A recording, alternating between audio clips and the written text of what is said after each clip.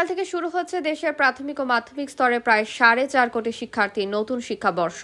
ইতিমধ্যে শিক্ষা মন্ত্রণালয় প্রকাশিত নতুন বছরের স্কুলের ছুটির তালিকায় দেখা যাচ্ছে সাপ্তাহিক ছুটি শুক্র ও শনিবার ছাড়া পুরো বছরে ছুটি থাকছে মোট 76 দিন। এছাড়া শুক্র ও শনিবার সাপ্তাহিক ছুটি মিলে মোট 82 দিন।